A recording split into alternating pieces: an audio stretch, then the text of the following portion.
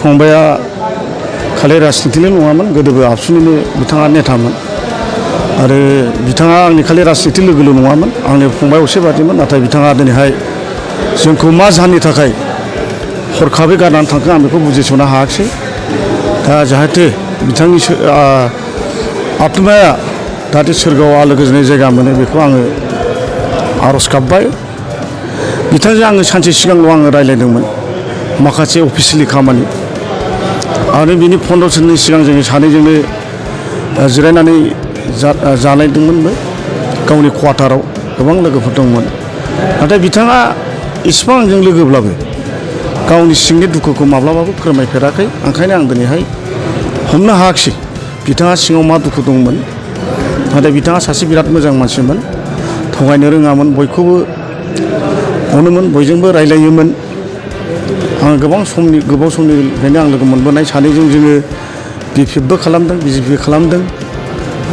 लास्टआव दा बिथाङा दिनैहाय मैया हरनि 6:30 7टानि गेजेराव हारसिङैनो जिउ फोजोबनानै लाबाय।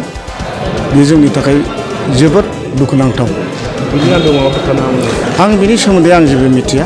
बिथाङा माब्लाबाबो आंनि सिगाङाव बेफोरखौ फोरमायामोन। खालि मोनसेल' खोथा बुंबाय थायोमोन, मारै सोलिबावनांगौ। आंखौ बुङोमोन सोलिगोन, माबा मोनसे सम फैगोन, समाथ' एखे थाबाय थाया, नोंथाङा धैर्य हमनानै था, बे खोथाखौ आङो बुंदोंमोन।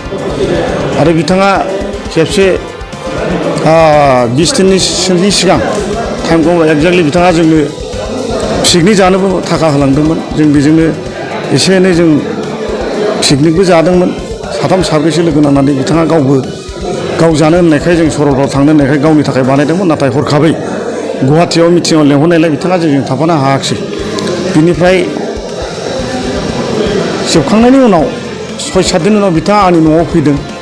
न'आव फैनानै आंनि वाइफजोंबो मोजां रायज्लायलांदों, साहा बिनानै लोंदों, नारेंखल दाब लोंलायदों जों सानैजों। बिनिफ्रायनो आं बिथांखौ लोगो मोनाखै। ओमफ्राय बिथांनि फना खिन्थु आं थैनायनि 3-4 सिगां बिराद बन्द'मोन, फना बन्द' जाबाय थादोंमोन। नाथाय लास्ट दिनाव आङो मोनदों।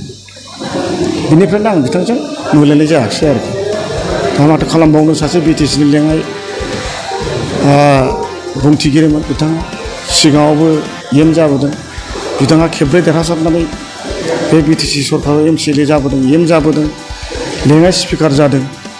दा बेनिफ्राय दुखु दंसिन आरो माथो थाबावनो। जायखिजाया आङो बिथांखौ जाहाथे सोरगोआव आलो गोजोनै थायो बेखौनो आफा अबंलावरिनि खाथियाव आर'ज गाबबाय। गोजोन्थों।